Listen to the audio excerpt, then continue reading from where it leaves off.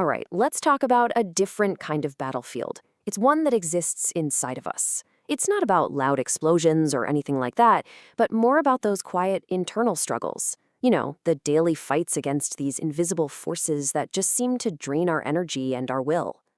So, does this sound familiar? That feeling like apathy is this physical weight just sitting on you? Or how about this one? Feeling like you're always performing for some invisible audience? If any of that hits home, trust me, you are definitely not alone. But what if? What if these feelings weren't just random moods? What if they were actually specific patterns, almost like opponents, with their own tactics and, more importantly, their own weaknesses? We're diving into a powerful new story that does exactly that. It reimagines these struggles as tangible forces we can actually learn to identify and, yeah, overcome. Okay, so first up, let's tackle the fog of apathy. We're going to look at this through the eyes of a character named Rev. He's basically drowning in what the story calls the gray fog, just this heavy, suffocating feeling of total inaction. And this quote from him, it really reveals the whole psychology behind it. This isn't just laziness, you see. It's a strategy. Rev is basically doing this preemptive surrender. He's choosing to feel nothing just so he can avoid the potential pain of failing. It's a defense mechanism, but it's masquerading as some kind of deep philosophy. So the story actually gives this force a name, depressa. And it's imagined as this parasite that literally feeds on your stored up energy, your ambition, your potential. And its main weapon? It's just this little whisper in your ear that says effort is pointless, you know? Nothing matters anyway. And boom, it creates this self-fulfilling prophecy where you just stay stuck. And this fog, it uses some pretty specific tactics. So instead of just saying, I'm scared, Rev will say something like, I'm practicing disinterested peace. See? That's intellectualization. He also focuses only on why he's going to fail, basically assuming he's lost before the game even starts. These are the building blocks of that gray fog. And this right here, this is such a crucial distinction. See, true detachment is about being the calm center of a storm while you're still steering the ship. But what Rev is doing, that's a false detachment. It's not freedom from reaction, it's freedom from action. It's literally letting go of the wheel and calling it peace while you're drifting straight for a waterfall. So, how do you fight this thing? Well, the story offers this beautifully simple antidote. Motion. Just move. Any action, it doesn't matter how small, like Rev finally agreeing to study with his friend. It generates energy.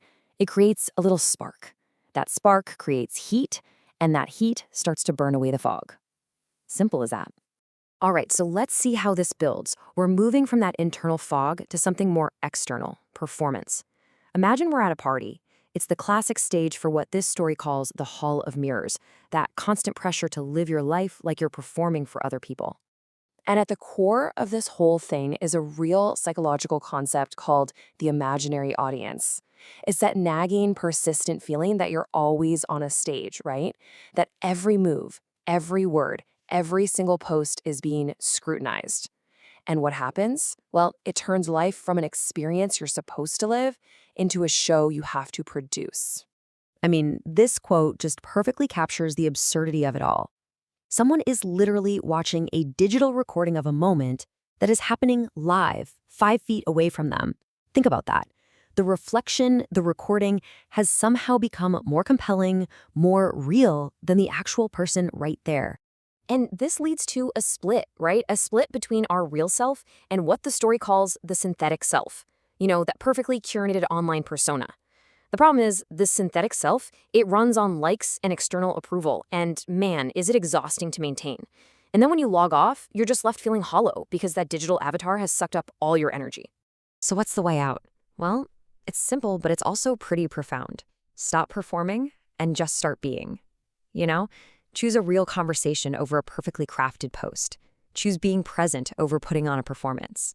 It's all about investing that energy back into your real, authentic self.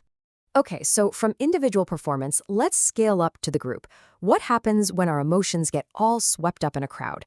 The story calls this the collective storm, and it really explores the danger of completely losing yourself in a mob. The main mechanism behind this is something called emotional contagion. See, in a crowd, feelings like anger or excitement, they don't just add up. They multiply. They can spread like a virus, totally bypassing our rational minds and just sweeping us along in this incredibly powerful current. And when you get caught in that storm, your identity starts to shift. You experience what's called de-individuation. You basically stop being you and you start being part of the us. Your normal inhibitions, they just drop. The anonymity of the crowd gives you this false sense of power, this feeling that you won't be held responsible for anything. And here's the crucial part. The group becomes incredibly hostile to anyone, any voice that questions the collective mood. So what's the defense? There's a strategy for this, and it's called the lighthouse strategy. And I love this because you don't fight the storm, you anchor yourself. Step 1, recognize the emotional contagion for what it is. Step 2, anchor yourself. Ground yourself in your own core values. And step 3, remain calm. By refusing to feed the storm's energy, you create this little vacuum of peace that it just can't get into. You become the lighthouse, not just another boat getting tossed around on the waves. Okay, let's tie this all together now. The fog, the hall of mirrors, the collective storm. When you boil it all down, these are all just different scenarios about one single thing, where we choose to invest our very finite energy and attention. And that brings us to our toolkit. So when you're faced with the fog of apathy, your antidote is motion. Just invest in one small action. When you're up against the hall of mirrors, your antidote is authenticity. Invest in a real connection. And when you feel that collective storm brewing, the antidote is stillness. Invest in your own inner peace. And this quote from the story, man, it really reframes the whole conversation, doesn't it? It asks, do you want to be a reflection in a funhouse mirror, just distorted and shaped by everything around you? Or do you want to be the light that makes the image possible, the conscious, centered person who actually decides where their energy goes? And ultimately, that's the question we're all left with. In this modern battlefield of the mind, your focus, your energy, your attention, that's your power. That's your most valuable asset. So the only real question is, where are you investing it?